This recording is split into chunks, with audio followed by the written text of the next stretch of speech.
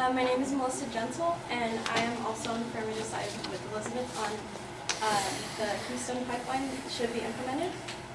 So again, stating our proposition, the United States should lift the barriers preventing the completion of the Keystone pipeline. To further define this pipeline, the Keystone XL pipeline is an oil pipeline that would transport synthetic crude oil from Canada all the way to Texas. The Keystone pipeline project has 4 different phases. 2 of the 4 phases are already built and working. 1 phase is under construction. It's the 4th phase that we're talking about that has not yet been approved by the United States government. We need to approve the construction of the Keystone pipeline for many reasons. According to TransCanada, the Keystone XL pipeline will be the safest and most advanced pipeline operation in North America. It will not only bring infrastructure to North American oil procedures, but it will also provide jobs, long-term energy independence, and an economic boost to Americans.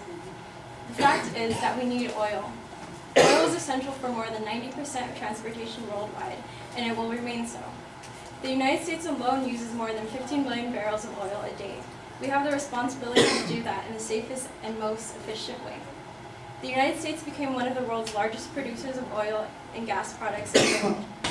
With this amount of oil, we need to have a sufficient way of transporting the oil and gas.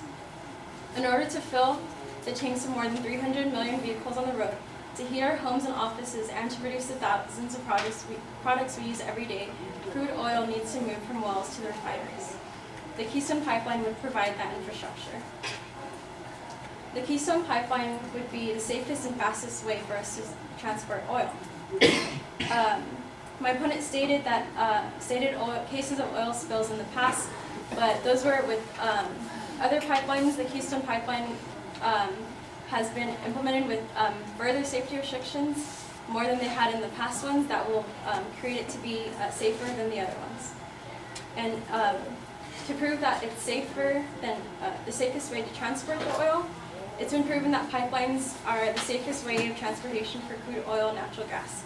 Brigham McCown, a hazardous material transportation expert and former administrator of the U.S. Pipeline and Hazardous Materials Safety Administration, told Post Media News that U.S. government statistics show that pipelines are 16 times safer than rail and 190 times safer than commercial motor vehicles in shipping crude oil.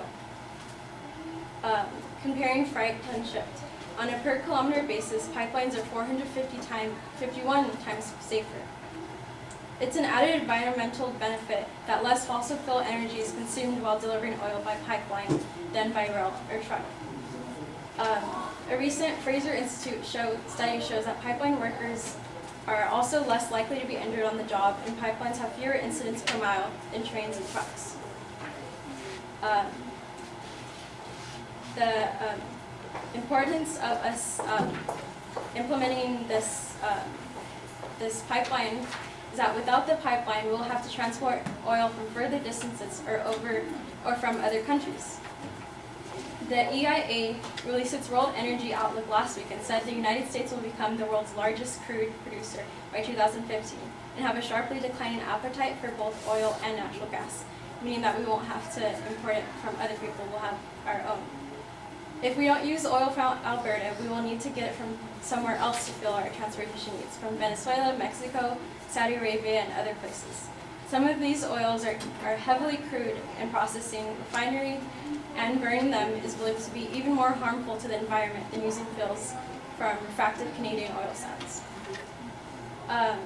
The fact is that many people are unemployed and struggling every day right now. If we don't pass this pipeline, there won't be any difference. According to the Department of Numbers, there are over 11 million people in the U.S. who are unemployed. That's about 7.8% of the population. Preventing the construction will not help that at all. The construction of the Keystone pipeline would employ thousands of people and therefore help our economy. Without the pipeline, the oil is going to be transported regardless. The first Keystone pipeline review took only 21 months. Given the unusual length of this particular review process, the industry has quickly moved to create shortcuts in order to transport their products. That means more trains on tracks, and it means more trucks on the roads. The report estimates that it would take daily runs of 15 trains with about 100 tank cars each to carry the amount planned by TransCanada. That would be a large increase in traffic from what now goes north to south, but it would hardly be a big problem.